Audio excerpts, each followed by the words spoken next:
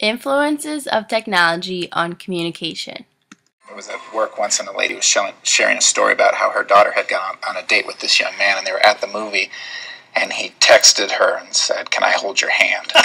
and everyone's like, "Oh!" And I was like, "That is cheating." Technology. Machinery and equipment developed from scientific knowledge.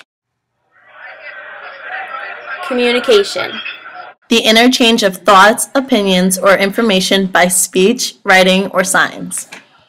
How do we balance technology, which is the way of the world today, with family? Do families still sit down for family dinner, or are their cell phones going off at the table interrupting the meal? Fox News says it's becoming a real important issue these days because people are always plugged in. The University of Minnesota found that traditional family meals have a positive impact on adolescent behavior. In a 2006 survey of nearly 1 million teenagers across 25 states, found positive values are more present among families that have a regular sit-down dinner with each other. Not only does communicating with cell phones influence the family life inside, it also affects family life on the road as well. 33 states and D.C. ban all cell phone usage while driving. Not only is this a teenage issue, but 47% of adults admit to texting while driving as well.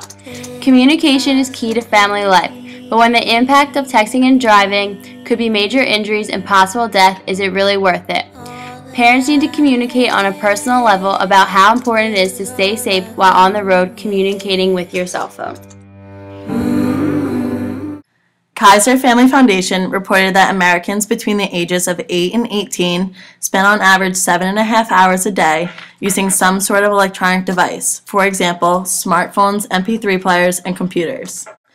According to Pew Research Center, 2/3 of texters said that they were more likely to use their cell phones to text friends than call them. With the high demand of technology and keeping up to date with it, especially with iPhones, a heavy financial burden is definitely placed on the family impact with income. With the families having to keep up with this financial income, this is where we start to see dual income families taking over the norm of society and seeing the breadwinner family fade away. According to Galvin and Bromell, from 1970 to 1990, the number of working married women with children under age 6 increased 49 to 58%. These authors also report that in families with children ages 6 to 17, 73% of the women are employed. As a result of the parents spending more time at work to support their child and family technology needs, the children-parent interaction is ultimately limited, and the children then spend their after-school day with their cell phones, internet access, and favorite TV networks. It is the role of the parent or caregiver to moderate how much cell phone usage is allowed inside and outside of the home, which in turn will negatively or positively impact family communication. Family and technology are both constantly changing. Neither are going to disappear, so instead, if families monitor and control cell phone usage, technology's impact on the family's communication will not be a problem. Communication throughout a family is important and crucial to the quality. Family unity and problem solving are two main reasons why communication is important to a family. Other outcomes of communication are positive relationships within each other and for all of their relationships in life. Technology can leave a family to having no time talking and communicating in person and having that normal interaction face-to-face with people.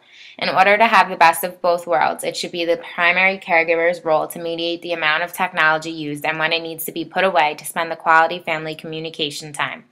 Activities that can help these families restore and strengthen their communication can be a variety of things. University of Illinois suggested a communication game within the family. The U.S. Department of Health and Human Services suggested making family dinners a priority to conversate while eating. WOM.com, an online magazine, suggested activities with your kids while talking to them, like riding a bike together, would be successful. In addition, family therapy can also be a family's best option. According to the Mayo Clinic, family therapy helps families learn and practice improved methods of interacting with each other. Ending this presentation, I will leave you with this question. Is texting and cell phone usage allowing children to become more connected and supportive of their friends and families, or is the quality of their interactions being diminished?